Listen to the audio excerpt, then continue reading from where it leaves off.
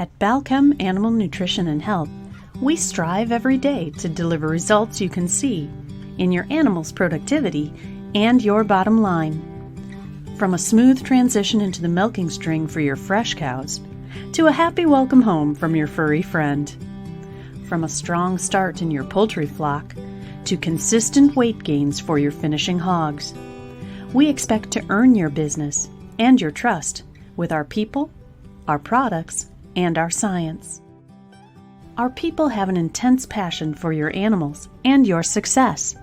You can count on us for honest, candid advice and practical solutions for your toughest challenges.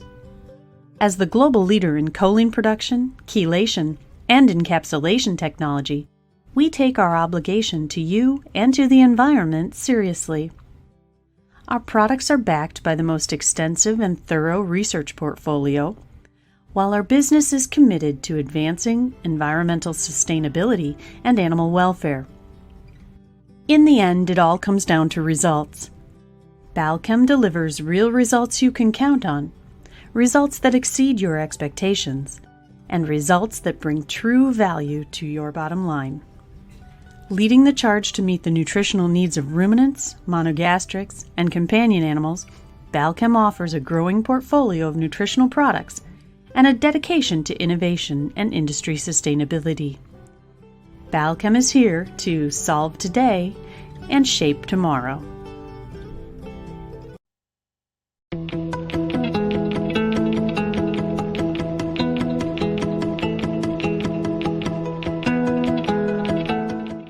Balchem has spent decades perfecting the art of microencapsulation for both the human and animal nutrition segments.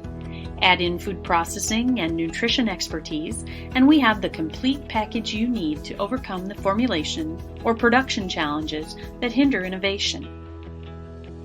Look to PetSure from Balchem to provide the expertise and capabilities that redefine entire product categories and help bring your imagined products to reality.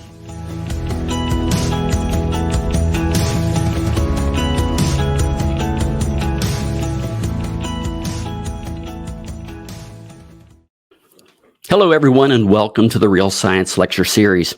My name is Scott Sorrell, Director of Global Marketing for Balchem, and we're excited to welcome you to our next installment of our companion animal-focused webinars. For today's Real Science webinar, we're taking a look at how the food we eat impacts cognition and mental acuity, and how our learnings in human nutrition may translate to other species. We're pleased to welcome Dr. Eric Ciappio for a look into this exciting new research. I would now like to introduce Dr. Eric Ciappio. Eric holds a PhD in biochemical and molecular nutrition from Tufts University and is a registered dietitian. He is currently the Strategic Development Manager for the Human Nutrition Science Division at Balchem. Eric works with organizations in the food, beverage, and dietary supplement industries to help bring compelling new nutritional products to the market. Throughout his career, Dr. Ciappio's focus has been on finding ways to improve the health of consumers by translating the latest advancements in nutrition research in substantiated messaging and product innovation. Eric previously held a variety of roles in nutrition science, in sales and marketing at organizations such as Wyeth Consumer Healthcare, DSM Nutritional Products, and IFF. Eric, the floor is now yours. All right. Thanks, Scott. I appreciate the intro. So, good morning, everyone. Thanks, everyone, for joining us. As Scott had mentioned, I am part of our nutrition science team here on the human nutrition side of the business. I have been with Balchem now for just about 6 months or so. And part of the reason that I joined the organization was because I was very attracted to the large clinical and, frankly, preclinical pipeline that we have going on the human nutrition side. So I'm going to share some of these data with you. I'm really excited too. We've got a lot of really great stuff that's come out even just since my tenure in the last 6 months or so. So it's really exciting to see Balchem leading and pushing the science forward as it relates to choline and cognition. So without further ado, we will get going. And I think the first question that we will answer is, what is choline? So choline for humans is an essential nutrient. meaning that we need to get sufficient quantities in the diet. We cannot make enough to satisfy our own requirements. And it really plays roles in two specific areas. The first of which we're going to talk about the most, is around brain health. It has three specific jobs within brain health, generally speaking. Number one, structurally speaking, it helps to maintain cell membrane integrity. It's a structural component of the cell membranes themselves, right? Number two, functionally, it helps to support the overall function of the nervous system. Choline is a component of a neurotransmitter which is called acetylcholine. And as you might imagine, just by virtue of the names, choline is a major part of that acetylcholine neurotransmitter. And number three, perhaps more in the weeds, choline helps to regulate gene expression around key specific areas of the brain which help to control specific functions such as mood, memory, and attention. What you see through a variety of studies in lab animals is that, generally speaking, when choline levels are manipulated, particularly during pregnancy and development, you can see that this has a lot of varied impacts on the offspring. The reason being, of course, that the brain is really undergoing its most rapid developmental change during pregnancy and gestation, which is why the demand for choline is really so much higher, certainly in humans, and B, it's so impactful when the amount of choline is either increased or decreased. Mechanistically, this follows kind of the same basic story, which is that choline gets into mom, right, through her diet, where it then reaches baby. On a smaller level, or sort of a micro level, choline, of course, due to its role in one-carbon metabolism, can impact DNA methylation in specific genes, which ultimately can change the gene expression around key areas which are related to, again, learning, memory, and even plasticity of synapses. This ultimately can lead to alterations in overall brain development when you sort of take a step back and zoom out a bit. This can change things like cellular proliferation, neurogenesis. It can change the amount of apoptosis, etc. And of course, timing and differentiation of specific neuronal progenitor cells. And we'll see an example of that in a moment. Again, taking another step back, this can then alter specific functions. It can change things like acetylcholine release, as you might imagine. And it can alter specific neural pathways which are involved in things like visuospatial memory. Ultimately, how this manifests on a sort of the most macro scale, on a behavioral scale, and what we actually care about, are changing cognitive outcomes, specifically things like learning, memory, and attention. We're going to dive into that quite a bit. Now, again, at the most macro level, you can even see this in dietary intake surveys in humans. So this is a really interesting example. It's a prospective cohort study where this group of investigators took a cohort of women and they quantified their choline intake during the first and second trimesters of pregnancy, and they looked at visuospatial memory in their children 7 years later. And what you can see is that the greater the choline intake, hopefully you can see my mouse here, the greater the choline intake, you can see that there's a significant improvement in overall, or not improvement, increase in visuospatial memory overall in the offspring. So again, this correlation between maternal choline intake and offspring cognition is very apparent even in prospective cohort data. And that's all fine and well, but let's take a look at some examples of intervention data. But first, we'll take kind of a quick dive back into some mechanistic information. So there's two components really to overall visuospatial memory, which is the main endpoint in that prospective cohort study, right? Of course, there's going to be cognitive function, there's going to be visual function. So let's take an example of visual function and see how that might relate to this. So these data actually come from a now investigator, former postdoc at the University of North Carolina in Kannapolis, North Carolina. This was a Balchem-sponsored investigator, and so we're really proud to see the data that she put out. So what this was an animal study where she wanted to investigate the impact of choline supply during development on visual differentiation and visual function overall. So what she did was, Isis Trujillo, she took a group of female mice, fed them a defined diet prior to mating and then during the first part of pregnancy, and then divided those mice into receiving one of two different diets, basically a low choline diet or an adequate choline diet throughout pregnancy. And then they wanted to evaluate retinal structure and function in the pups themselves. So what you can see is that during the period of adequate choline for control purposes, you can see what on the top left, you can see what kind of a normal retina looks like, right? Nice even folds across the eye here.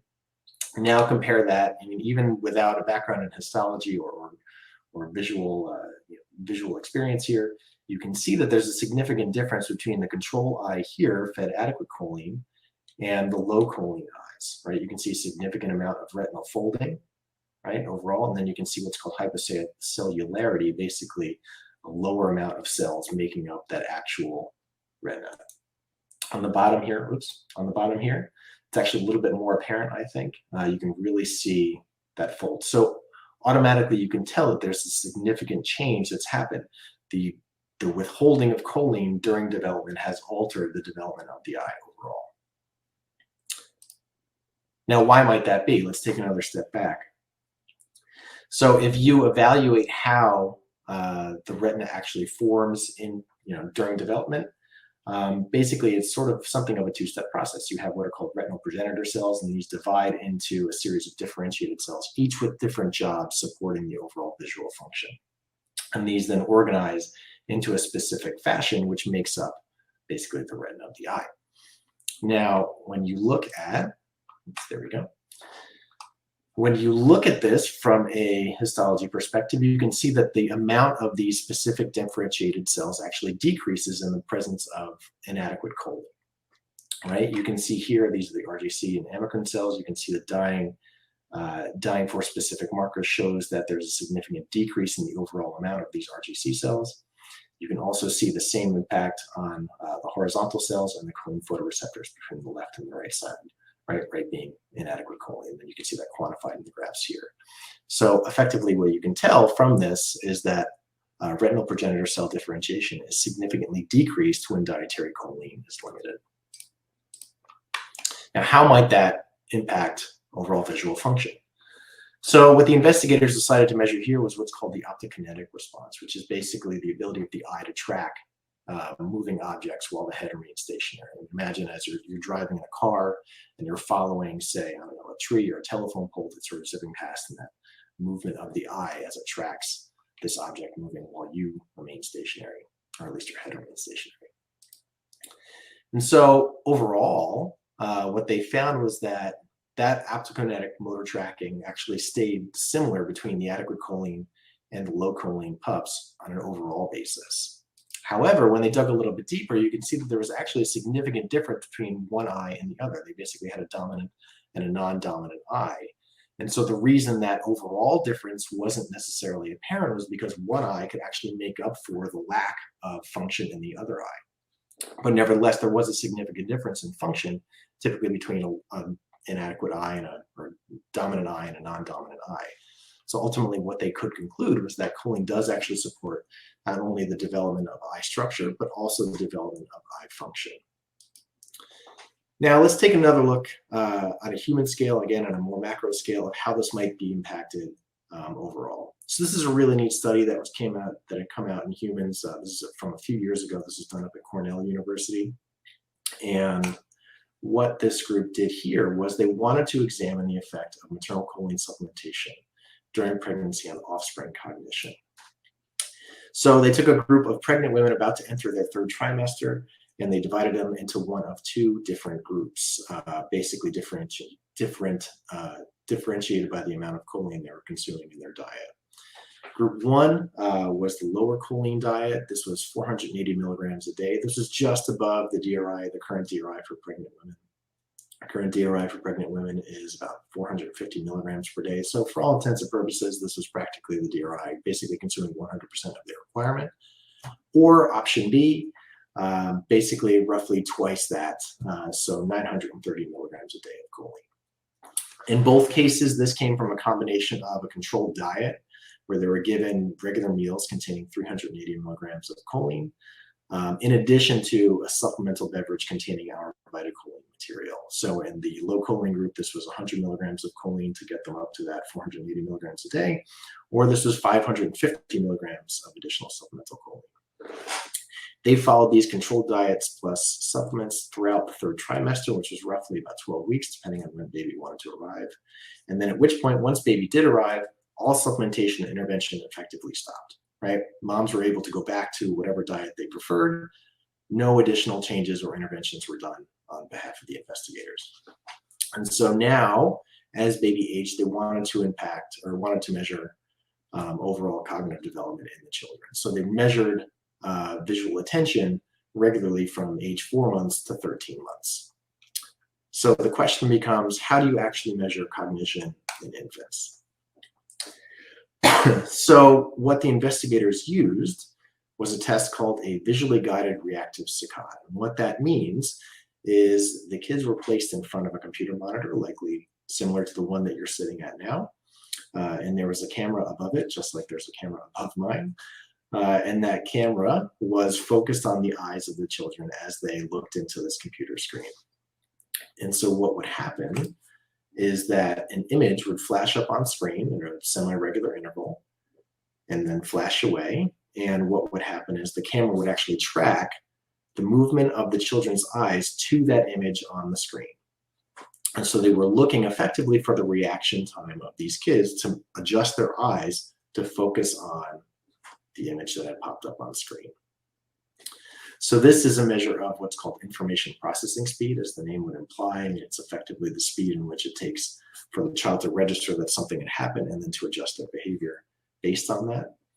And this is important because this helps to predict information processing speed later in childhood, and also childhood intelligence quotient, or IQ. So what are the results? What happened? You can see that as we look at reaction time on this left-hand axis here, and as this progressed over time, you can see that number one, reaction times improved as the child continued to develop.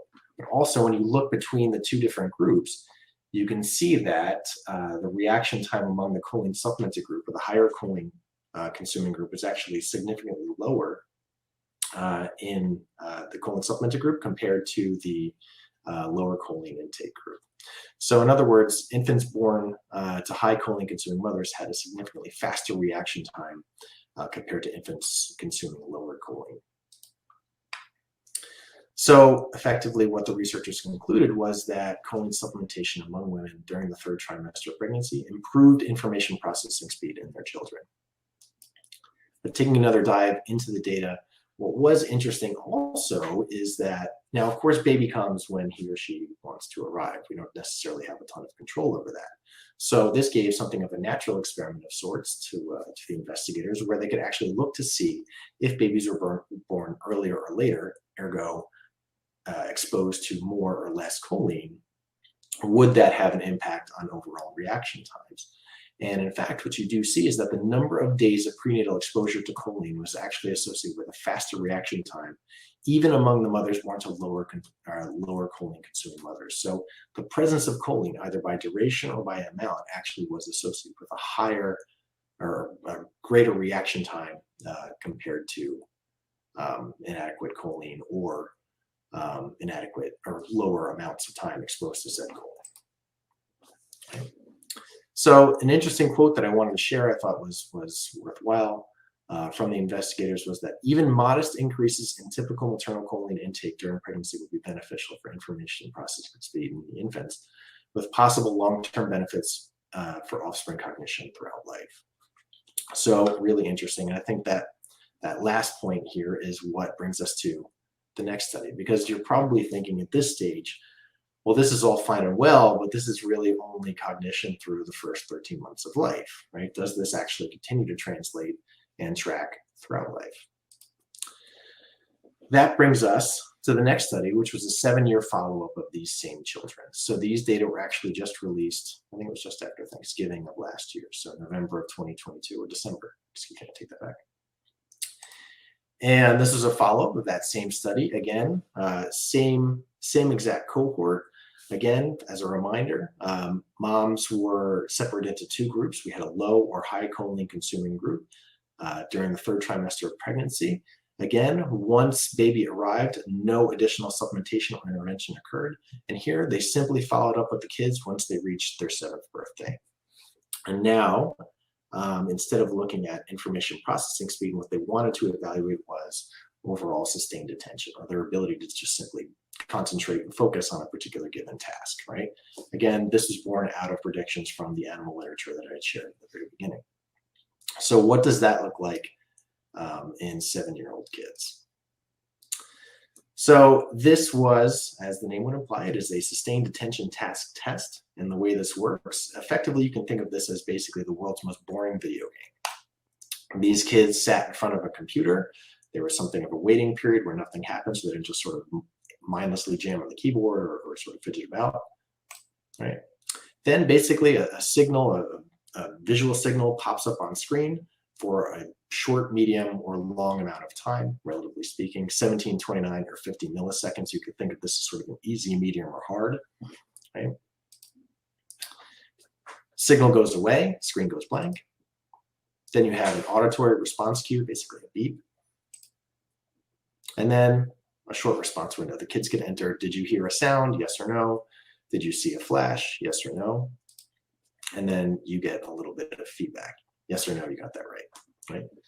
Now, this test lasted for about 12 minutes. There was 216 of these different tests with each of these multiple signal durations sort of randomly interspersed, right? And so the way I like to think of this isn't necessarily a test of whether or not, it's not a visual test per se. You're not trying to see if they can see, specific images, or if they can hear at certain frequencies, or what have you.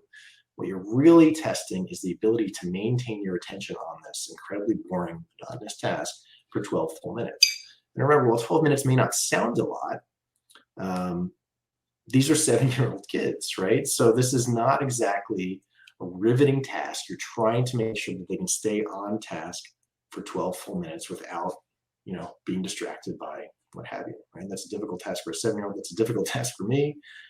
So for them, this would be something of eternity. So what happened? When you look at their overall scores, you can see that the kids born to higher choline-consuming moms actually had a significantly higher score compared to the kids born to lower choline-consuming moms. They had a greater control of their attention and a greater detection of signals compared to their lower choline-consuming counterparts. But the interesting thing isn't necessarily that, again, it's not about the overall score. What you're looking for is their performance over time. Like I mentioned before, there's 3 trial blocks where you looked at the impact of this intervention, right? And so what you can see is that during these trial blocks, think of these like periods in a hockey game, right? As the game progressed from the first to the third period, you can see that the kids born to the higher choline-consuming moms maintain their performance over time, whereas the kids born to lower choline-consuming mothers had a significant decrease over time. Right? So the kids born to higher choline-consuming mothers had a superior ability to maintain signal detection, indicating improved sustained attention. What else is interesting too, I remember I said that there was an easy, medium, or hard mode, right? The shorter that visual signal flashes up on screen, the harder it is to detect it, right? And so what you can see is that as the difficulty of the task goes up, in other words, the duration of the signal being on screen goes down, right? You can see that kids born to higher choline-consuming mothers had basically maintained their performance throughout the difficulties of the test, whereas the kids born to lower choline-consuming mothers had a significant decrease in their ability to maintain their attention, right? So they had a greater decline in performance overall as the task difficulty went up. So overall, what does this lead us to conclude? Number one, the beneficial effects of choline supplementation during pregnancy last and persist throughout childhood, even present up to age 7. And we'll see as this cohort continues to age, we'll see if these impacts or effects continue to be apparent. And an interesting quote, if you think about what the value of this would be, I think this was an interesting point that the investigators have brought up, which was that sustained attention contributes to a wide variety of cognitive functions, such as problem solving and working memory, and is positively associated with school performance. I think also as we continue to enter this economy of social media and digital distractions, etc. I mean, our attention is basically our greatest resource. So having the ability to maintain that and keep our focus on whatever given task we're doing, I think is something that has a lot of value. So what else, right? I think, I had mentioned in the very beginning of the talk here that choline plays a role in two specific areas. One is around overall brain function. The second is around supporting overall lipid metabolism. So as I'd mentioned, choline helps us to generate a product called phosphatidylcholine. Basically, choline is phosphorylated. And that has two specific jobs. Number one, as I had said before, it's a structural component of specific cell membranes. But number two, it helps to transport key lipids throughout the body. It's really essential for fat metabolism. And this is why choline deficiency in humans, the most obvious or most common feature of that is dysfunctional lipid metabolism, particularly in the liver. So let's take a look at how this might impact not only overall health, but cognitive function as well. So here's another study. Again, this paper was actually just published towards the end of last year. And this was, again, a group of pregnant women. This was also done up at Cornell University, separate cohort as the one that I explained before. And this is a group of pregnant women about to enter their second trimester, and they were given or randomized to receive one of two specific supplemental regimens. Number one was effectively, a zero choline. It was 25 milligrams a day, but effectively negligible amount of choline. They did some radio labeling studies, which I'm not going to go into, which is why they had a non-zero amount. But effectively, for all intents and purposes, consider that basically zero choline, or 550 milligrams a day of vitacholine material. They were also given an essential fatty acid called DHA, and we'll go into that in a little bit. This happened throughout the second and third trimesters, and then, of course, everything stopped once baby arrived. And here, what we're looking for is markers of choline status and what the impact might be. As you might expect, supplementing with choline during pregnancy significantly increases markers of the choline metabolome, namely plasma choline, plasma betaine, plasma dimethylglycine, all significantly increase, as you might expect, with vitacholine supplementation, indicating that vitacholine is bioavailable in pregnant women. And I do think this is important and important to take a step and take a pause and recognize the value in that, which is that, generally speaking, particularly in human nutrition studies, when we are dealing with the impacts, particularly during pregnancy, there's not a lot of specific data demonstrating bioavailability in pregnant women. Oftentimes what we as investigators do, for better or for worse, is that we will take intervention data either in non-pregnant women or in men, and just sort of assume that it all translates to pregnant women. So I do applaud the investigators for actually taking the time to confirm that for the first time, choline is actually bioavailable in pregnant women. When they look further into the choline metabolome, you can see that specific choline-related metabolites, such as phosphatidylcholine, also significantly increase with choline supplementation, suggesting again that choline helps to maintain normal lipid metabolism during pregnancy. Now, why might that be beneficial? This is a talk about cognition, not necessarily about lipid metabolism, right? So we're going to take a left turn here. There are a specific class of fatty acids called omega-3 fatty acids. They fall in one of three basic varieties. You have ALA, EPA, and DHA. ALA in humans is actually the essential one, although it tends not to get as much press. It is what's often found in flaxseed oil. ALA's main job, according to the Institute of Medicine, is basically to serve as a precursor. It's used to make EPA and DHA. That conversion is very limited, however, particularly to EPA, but especially to DHA. And the reason it's important is because, particularly for pregnancy, is because DHA in particular is heavily concentrated in both the brain and the retina. It plays important structural and functional roles. And in fact, public health recommendations for DHA intake during pregnancy are quite high and ever-changing. They range typically between 200 and 300 milligrams a day, depending on which organization you ask. The Australian Authority actually just around Christmas time of last year just significantly increased the recommendation for DHA up to 800 milligrams a day. And largely it's because you want to be able to support the development of the brain and the eye during pregnancy. as well as some specific benefits that may be apparent around preterm birth risk reduction. So let's take another step here. So this is an animal talk. Let's talk about why DHA might be so important for animal cognition. Here's an interesting study that was actually provided by some of my colleagues over on the animal health side. And what this group wanted to do was look at the impact of DHA supplementation during pregnancy and early life in the offspring. And they wanted to evaluate the impact on offspring trainability. In this case, this was a group of beagle puppies. And so what you can see is that when the degree of trainability of the offspring is actually significantly related to the amount of DHA that both mom and baby took in during pregnancy and early life. You can see that the degree or the number of pups that were born to high DHA consuming mothers had greater training success compared to those consuming low DHA diets. Basically, twice the amount of puppies were considered to be more trainable than those consuming lower DHA amounts.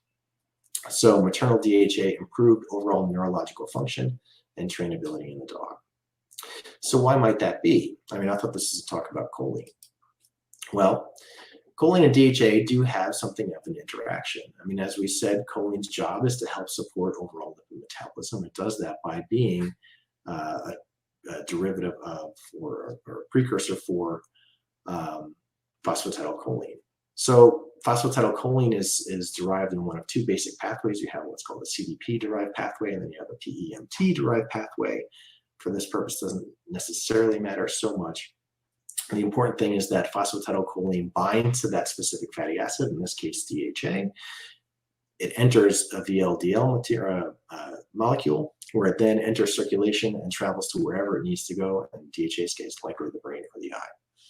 So the thought is, if we increase the amount of choline, does that actually increase overall DHA status? Because if we have more choline, and by extension, phosphatidylcholine, does that then allow the body to have more DHA travel throughout the body to wherever it needs to go? And that was the goal of this next paper. So if you remember, from this study, there was not only an intervention with choline, but both groups also received the same amount of DHA, right? So 200 milligrams a day plus either 25 or 550 milligrams of choline. And now what they wanted to observe was the impact on DHA status in pregnant moms. So these data have been submitted. Unfortunately, they are not published yet, so I can't share everything, but I can share some stuff, which is the main finding, which is what you can see is that supplementing with choline plus DHA significantly improves DHA status better than just supplementing with DHA alone, right? And this is critical because ensuring proper supply of nutrients such as choline and DHA to the developing baby is very important overall, particularly during this really impactful window when the brain is developing. The demand for these nutrients is so high. And so we know overall that supplementation with vitacholine during pregnancy increases not only markers of choline status, also increases markers of DHA status better than DHA alone. And we also know mechanistically that this, again, from the radio labeling data that I'm not going to share, we also know that it's coming from the phosphatidylcholine pathway and not necessarily from the CDP-derived pathway. So the next question becomes, are we getting enough choline? We know that there's a lot of benefits of consuming choline during pregnancy and throughout life. Are people getting enough in their diet overall? And the answer is, generally speaking, no. Just 6% of adult women in the United States get enough choline in their diet, which we know from nationally representative surveys such as NHANES. We also know that among pregnant and lactating women, that number is even lower. Just 4% of pregnant women and just 3% of lactating women will consume enough choline compared to the overall recommendations. This is something of a public health risk, and even the dietary guidelines for Americans have recognized that. They recognize that maternal choline is important for supporting the growth and development of the brain and spinal cord overall. And they even recognize that most prenatal supplements do not contain choline or only contain amounts small enough that are inadequate to meet recommendations. Generally, they fall between 55 and 110 milligrams, which is 10 to 20% of the daily value. So this is an opportunity to increase the amount of choline in the prenatal diet to help improve overall cognition. So what do I want you to walk away with here today? Number one, let's remember that choline is an essential nutrient. It helps us support the growth and development of the brain and the eyes. Number two, we know that maternal choline supplementation provides significant brain health benefits for the baby. We know that we've shown that choline supplementation significantly improves cognitive processing speed in the infants. We know that it improves sustained attention even at age 7. And it improves attention control at age 7. We also know that choline is bioavailable in pregnant and expecting mothers. We know that supplementing with choline plus DHA improves DHA status better than supplementing with DHA alone. We know that improving DHA intake has been shown to improve trainability in canine models. Also important to remember that expert groups are calling on manufacturers to increase the amount of choline during pregnancy. This is something that is recognized. And choline provides innovative benefits for both mom and baby. So with that, thank you very much for your time. I hope you enjoyed it, and I'm looking forward to any questions that you might have. All right. Thank you, Dr. Ciappio. Before we get started answering questions, we'd like to share a brief video. Then we'll be right back to answer the questions submitted during today's presentation.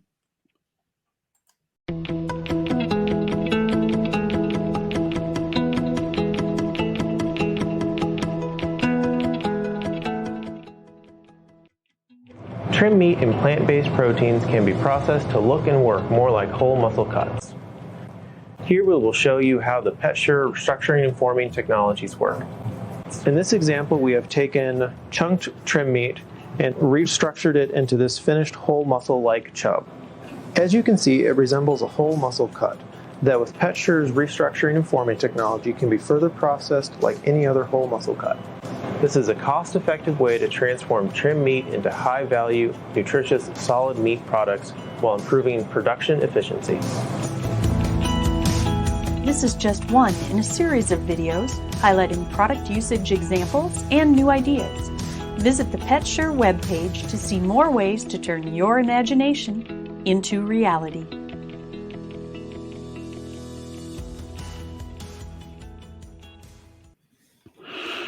All right. As a reminder, you can still submit questions through the Q&A tab at the top of your screen. Dr. Ciappio, your first question, and we're getting a lot of them related to how a lot of your information relates to pets, but so we'll see how you do with that. It says, from a biological perspective, do you believe the benefits of choline supplementation prepartum seen in humans may also have implications in other species? Short answer is yes, absolutely. I do think so. I mean, number one, the inspiration for doing these studies in humans was born out of observations from lab animals, right? Mice, rats, etc. So, I mean, that alone already says that there is some conservation of this impact seen between species. I would not expect this would be something that is unique to, rodents and humans. So my inclination would be that yes, there is likely some connection between these same observations in humans and rats and other species, companion animals, livestock, etc.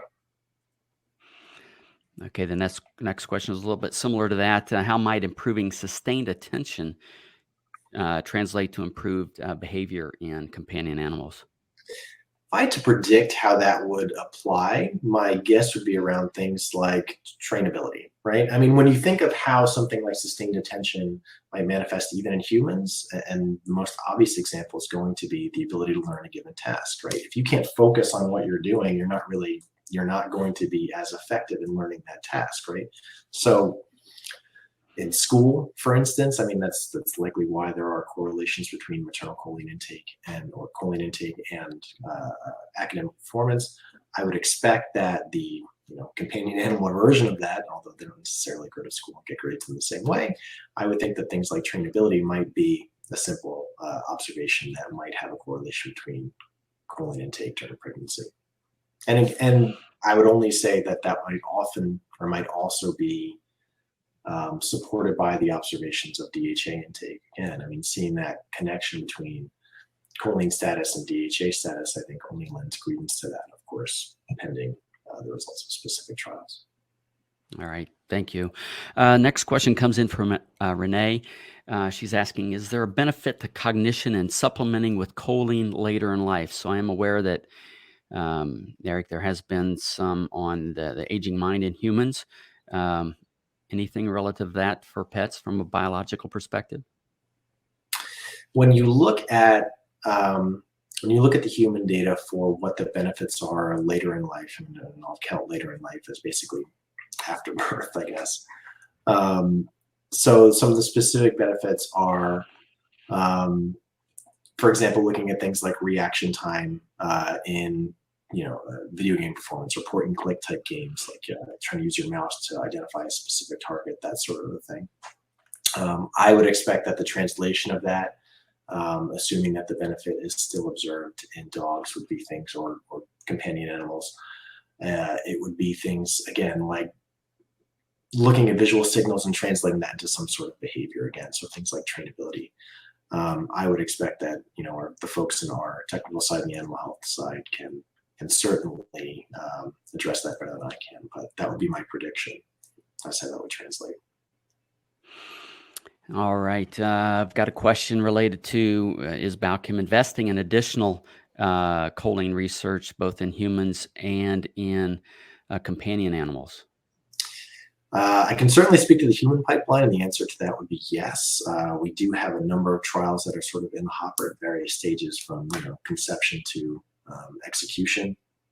Like I said, part of the reason that I joined the organization was because I was attracted to the very robust pipeline that we have here. I mean, this is just a bit of a snippet. We've been blessed in the last 6 months to have some of the fruits of our labor really coming to bear here, but we do have some additional trials, again, looking at, as we sort of alluded to in the past or in previous questions here, some trials on choline supplementation in later life, looking at the ability to ameliorate specific neurodegenerative diseases.